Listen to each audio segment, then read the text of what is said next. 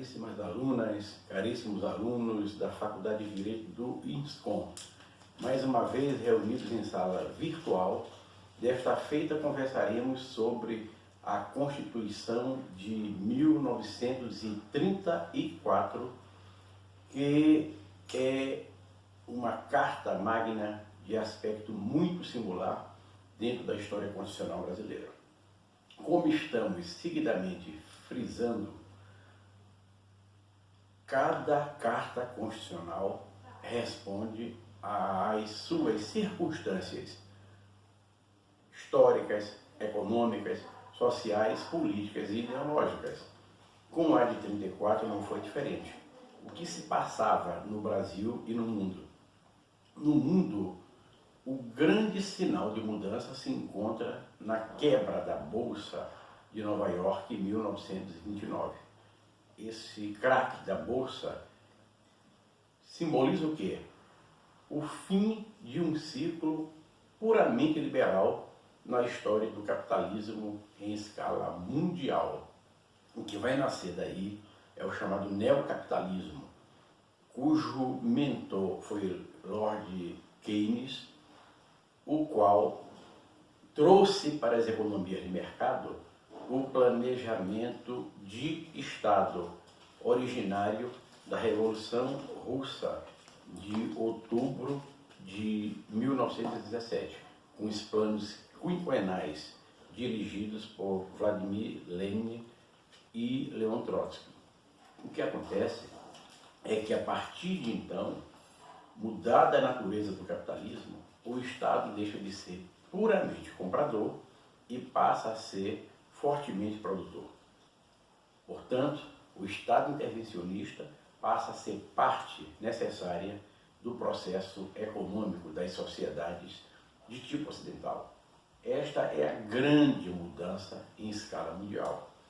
E quanto à escala nacional, desde 1922, com a revolta dos 13 e não 18 do Forte Copacabana, seguida de um ciclo de levantes militares, que se chegava à evidência de que o acordo oligárquico da agricultura do café em São Paulo com a pecuária do leite em Minas Gerais tendia a um eclipse. Este pacto café com leite, este pacto São Paulo e Minas Gerais, não respondia mais aos clamores da sociedade de mudança. Primeiro, porque a sociedade se urbano-industrializava de maneira ponderável. Segundo, porque grandes concentrações operárias emergiam no Brasil, simbolizadas já pela famosa greve de 1917 em São Paulo. Terceiro, porque as classes médias brasileiras, recém-egressas do processo histórico-social do país, ganhavam ali voz política pela primeira vez, vestidas de farda, sob o movimento tenentista. Estes movimentos tenentistas têm na coluna Prestes o seu grande símbolo. Ela nasce no Rio Grande do Sul e se dissolve já nas matas da Bolívia, cruzando o Brasil de extremo a extremo e simbolizando uma vontade de mudança, uma crítica aos costumes políticos, uma defesa da moralidade pública. Tudo isso vai desaguar na mudança de poder de 1930. O Pacto Café com Leite, esgotado em si mesmo, vence de maneira fraudulenta a eleição e o candidato derrotado, Getúlio Dornelles Vargas, que então já era presidente da província, como se chamava então, do Rio Grande do Sul, havendo sido ministro da Fazenda de Washington Luiz, o último presidente da chamada Primeira República, é líder de um golpe de Estado que chega, afinal, ao poder. Esse golpe de Estado com a Aliança Liberal promete grandes mudanças no país. Vem na maré montante de expectativas de transformação do cenário político brasileiro, sinalizando para um encontro maior das instituições sociais com as instituições públicas. Mas as coisas não transcorreram bem assim. Investido do poder, Getúlio Vargas, trazendo consigo uma origem positivista e nascido na esfera pública como discípulo de Júlio de Castilhos, o líder positivista que governara o Rio Grande do Sul por mais de uma vintena de anos, ele traz consigo essa visão centralista, essa visão segundo a qual todas as vontades devem sucumbir à vontade do poder central do Estado, no suposto de que esta vontade do poder central do Estado carrega consigo um racionalismo novo, como é do argumento, afinal, ideológico e doutrinário de Auguste Comte, o filósofo e matemático francês de Montpellier, que é o pai da doutrina positivista, segundo a qual a República foi estabelecida entre nós. A nossa própria bandeira, ordem e progresso, é uma derivação de um lema mais sutil e mais complexo do iluminismo, que é a ordem por meio, o amor por princípio e o progresso por fim. E Auguste Comte via nos científicos a própria encarnação da racionalidade que ele pretendia imprimir ao tecido social por meio da condução do Estado. Porque no contismo, no positivismo, o que se busca é a superação do chamado Estado teológico, a superação do Estado metafísico e a afirmação do Estado científico. Esses estados ou estágios, em um processo ascensional, vão desaguar nessa expectativa de que a atividade científica tudo discipline, tudo programe, tudo planeje, tudo direcione. E o Estado é este agente por suposto. E Getúlio Vargas é um estatista, é um positivista, é um herdeiro de Júlio de Castilhos. Estabelecido o governo provisório, se tem um longuíssimo governo provisório, de 1930 a 1934. Esse provisório vai se fazendo permanente, estabelecendo esse centralismo, misturando as cartas políticas nas províncias, mandando para cada uma delas interventores de outra origem, significa dizer, por exemplo, João Alberto Lins de Barros, pernambucano e militar, foi ser interventor em São Paulo. O que se fazia? Um corpo estranho chegava na província para governá-la em detrimento das cristalizações das vontades e dos interesses sociais ali estabelecidos. Isto aconteceu do Amazonas ao Rio Grande do Sul. E acontecendo, desgostou as forças sociais e econômicas das províncias, mais tarde chamadas de estados. O que acontece é que, custando a emergir um processo de constitucionalização da chamada Revolução de 30, São Paulo lidera um movimento de resistência e este movimento de resistência está personificado na chamada Revolução Constitucionalista de 1932. Getúlio Vargas, com uma enorme habilidade política, como o Maquiavel Tupiniquim, que faz? Cria o argumento de que São Paulo quer se separar do Brasil e unifica o Brasil em desfavor de São Paulo, que tem as maiores forças militares do Brasil, com o chamado Pequeno Exército Paulista. Significa dizer, a Polícia Militar do Estado de São Paulo é a maior força constituída nas fronteiras nacionais. Tinha uma capacidade de fogo maior do que as forças federais regulares. Só que, unindo-se todo o Brasil em desfavor de São Paulo, só quem apoiou São Paulo foi o sul do Mato Grosso, que de São Paulo sempre sofreu uma fortíssima influência de natureza econômica. Isolado, com apoio apenas do sul do Mato Grosso, que era um só estado, uma só província, então São Paulo termina derrotado militarmente. Este movimento heróico e constitucionalista deixa, entretanto, uma ressonância, e essa ressonância torna inevitável o processo segundo o qual se chegará à Constituição de 1934. Getúlio Vargas é forçado a instituir a chamada Comissão do Itamaraty, formada por 9 membros e presidida por Afrânio de Melo Franco, jurista de voltagem internacional, pai do jurista e constitucionalista, mestre do direito público, Afonso Arinos de Melo Franco, integrada por grandes nomes da cultura brasileira: José Américo de Almeida, Oliveira Viana, João Mangabeira, né? E outros mais, como o exegeta da Constituição Republicana de 1891, Carlos Maximiliano.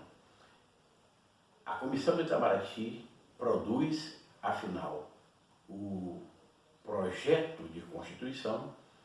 A Assembleia Nacional Constituinte se estabelece e chega a uma Constituição que reflete o espírito da época. Primeiro, porque a representação dos constituintes se realiza por meio de corporações. A ideia qual é? Todas as corporações sociais devem estar representadas na Assembleia Nacional Constituinte. Foi, portanto, uma Assembleia Nacional Constituinte corporativa. E ela vai trazer, na maré montante do movimento de 30, significativas mudanças para a história do Brasil. Primeiro, porque a questão social desembarca pela primeira vez em uma Constituição brasileira. A inspiração de onde vem? Da República de Weimar, que teria, afinal, colocado na pauta do direito, em definitivo, a questão social. Essa República de Weimar, da Alemanha, em 1919, com a sua Constituição, inspira a Constituição brasileira de 1934. E, ao fazê-lo, ela registra a sua sensibilidade quanto à questão social. Até mesmo nos ministérios que criou, que foram precisamente o Ministério da Educação e da Saúde Pública, resultante de um decreto, e o Ministério do Trabalho, Indústria e Comércio, também resultante de um decreto. O primeiro, 19.402, e o segundo, 19.403. Egressos do movimento de 30, mas recepcionados os ministérios, por meio desses decretos, pelo espírito da Constituição de 34. Na verdade, 30 chega a ministérios novos, entre os quais estes. E a Constituição de 34 recepciona tudo isso, mesmo porque, em 1932, surge a justiça eleitoral no Brasil. É um processo de mudança, portanto. E essa mudança relativa, razoável, sensível, é recepcionada e ampliada pela Constituição de 1934, que, revelando a sua sensibilidade social, chega mesmo a criar entre nós os institutos de previdência que vinham também desse espírito de 30, que são todos ali recepcionados, porque a Constituição de 34 é o desaguadouro desse espírito social. E, ao mesmo tempo que é o desaguadouro, é a promotora desse espírito social. Por isso ela recepciona institutos de aposentadoria e pensões que vão proliferando, como o dos marítimos, o dos comerciários, né, o dos bancários, de tal forma que nós temos uma ampla sensibilidade para a questão social, que vai alcançar armazéns de café, trapiches, operários, estivadores e outros mais, né? De tal sorte que neste ciclo relativa à Constituição de 1984, inclusive que nós temos o advento, como eu já registrei preliminarmente, de vários códigos, entre os quais o Código de Caça e Pesca, o Código de Minas e o Código de Águas, né? De tal sorte que nós encontramos a Constituição como a cristalização de um espírito que está, afinal, respondendo a um clamor brasileiro, evidenciado já na década de 20 do século XX, uma grande década da sociedade brasileira em todo o seu espectro político. É a década da Semana de Arte Moderna de 1922. É a década da fundação do Partido Comunista do Brasil, em 1922. É a década da fundação do Centro Dom Vital, em 1922. É a década da vocalização política das classes médias brasileiras. É a década da eclosão dos movimentos tenentistas. É a década da vontade de mudança pelo advento de um Brasil novo que está acontecendo na esfera organizacional, na esfera material, na esfera econômica, na esfera social, porque o Brasil agrário vai se urbano industrializando. E depois do golpe de Estado de 1930, tudo isso passa a ser objeto de políticas públicas concentradas, muitas delas desaguadas, muitas delas manifestadas pela Carta Constitucional de 34. Lamentavelmente, esta carta, que é a fundadora da preocupação com os direitos sociais no Brasil, foi breve em sua vigência, porque Getúlio Vargas, com a sua vontade de permanência no poder, discípulo que era de Júlio de Castilhos, que, salvo equívoco de memória, governou a província do Rio Grande do Sul por 23 anos, tem o ânimo de permanência no poder e queria, de forma mais desabrida, exercê-lo. E assim querendo, em 34 ele planeja já o autogolpe de 10 de novembro de 37, que poria um ponto final nesta breve, mas interessantíssima Constituição de 1934, pela sua preocupação social. Porque em 1937 o processo eleitoral está na rua. Há 3 grandes candidatos: José Américo de Almeida, líder civil da Revolução de 30, paraibano;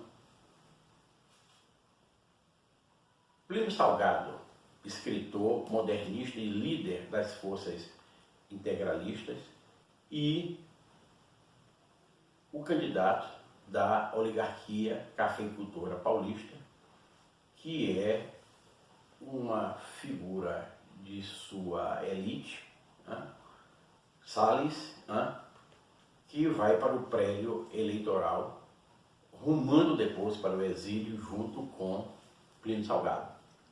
José Américo é o candidato virtualmente eleito, só que essa eleição jamais acontecerá, porque Getúlio Vargas dará um autogolpe, e desse autogolpe nasce a sua permanência no poder.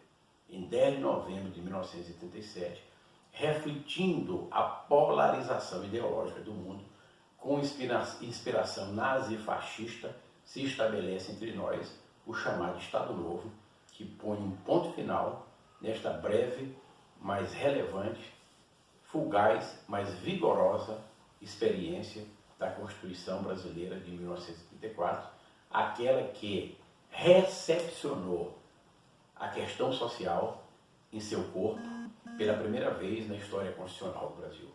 Que só por isso, se mais não fora, já seria de uma presença extraordinária na nossa história constitucional.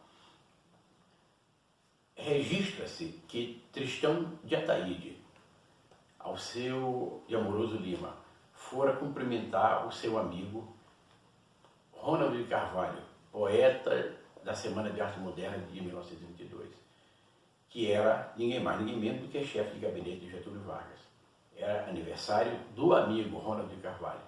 Mas Ronald insistiu para que Tristão de Ataíde, escritor, líder católico, membro do Centro do Orbital, fosse cumprimentar o presidente. E ele, não tendo como recusar, foi e registrou esse momento. Disse: presidente, parabéns, ontem o Brasil chegou à sua melhor Constituição, a Constituição de 1934, sensível à questão social entre nós. E Vargas, impassível, estava com charuto à boca, jogando fumaça para o ar e acompanhando o curso da fumaça, e disse: o senhor tem razão, doutor Alceu, o senhor tem razão. Pena que esta Constituição não vá durar. Só mais tarde, Alceu de Amoroso Lima compreendeu o que aquilo significava.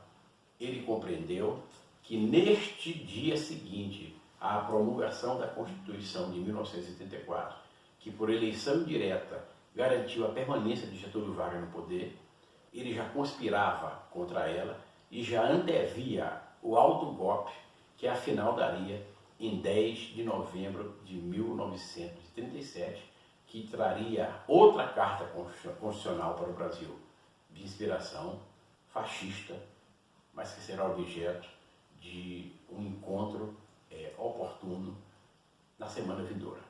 Muito obrigado a cada um, muito obrigado a todos, bom fim de semana, cuidem-se, sobrevivamos todos a estes tempos de pandemia. Muito obrigado.